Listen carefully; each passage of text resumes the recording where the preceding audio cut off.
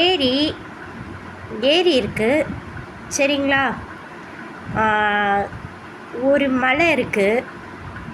மலையை சுற்றி பார்த்தீங்க மலை இருக்குது, மலை பக்கத்தில் ஏரி இருக்குது. ஏரி பக்கத்தில் ஒரு மரம் இருக்குது. மரத்துக்கு மேலே குரங்குக்குட்டி 3 குரங்குக்குட்டி மாட்டியிருக்கு. சரிங்களா.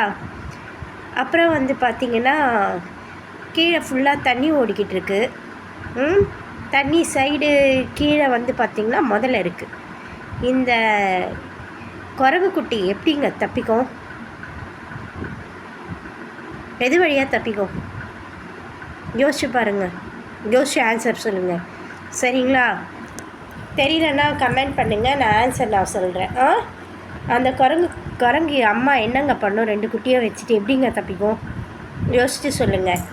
அதே மாதிரி ஒரு சின்ன ஒரு குட்டி கதை ஒன்று இன்னொன்று சொல்கிறேன் சரிங்களா. ஒரு முதல்ல தண்ணி ரொம்ப வற்றி போச்சு, அதுக்கு சாப்பிட்றதுக்கு எதுவுமே கிடைக்கல, எதுவுமே பண்ணல. இந்த குரங்கு ஒன்று இருந்தது.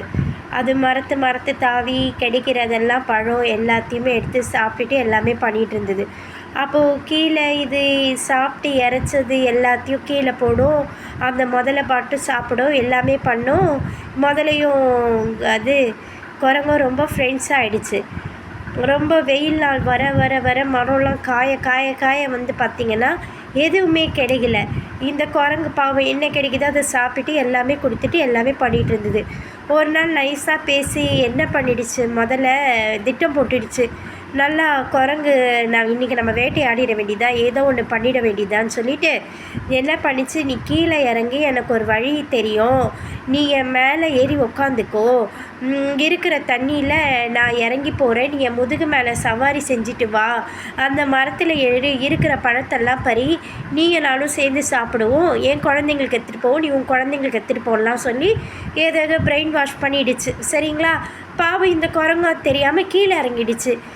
கீழே இறங்கினோடனே என்ன பண்ணிடுச்சு, முதல்ல என்னை மன்னிச்சிரு நண்பா, நான் வேறு வழியே இல்லை, நான் வந்து உன்னை தான் இறையாக்கிக்க போகிறேன், உன்னை நான் இப்போ சாப்பிட்டே ஆக போகிறேன் அப்படின்னு சொன்னோடனே குரங்கு ரொம்ப புத்திசாலித்தனமாக என்ன பண்ணிடுச்சு, ஒரே நிமிஷம் என்னை விட இன்னொன்று ரொம்ப டேஸ்ட்டாக இருக்கும், என்னுடைய ஈரலை நான் மரத்து மேலே வச்சுட்டு வந்துட்டேன் நண்பா, நான் உனக்காக போயிட்டு மரத்து மேலே ஏறி உனக்கு நான் வந்து பார்த்தியானா இது எடுத்துகிட்டு வரேன், ஈரல் எடுத்துகிட்டு வரேன், நீ அதை சாப்பிட்டு ரொம்ப டேஸ்ட்டாக இருக்கும், அதுக்கப்புறம் என்னை சாப்பிடுனோடனே அப்படியே நண்பா நீ போய் எடுத்துகிட்டு வரணுன்னே குரங்கு மரத்து மேலே ஏறி தப்பிச்சிடுச்சு.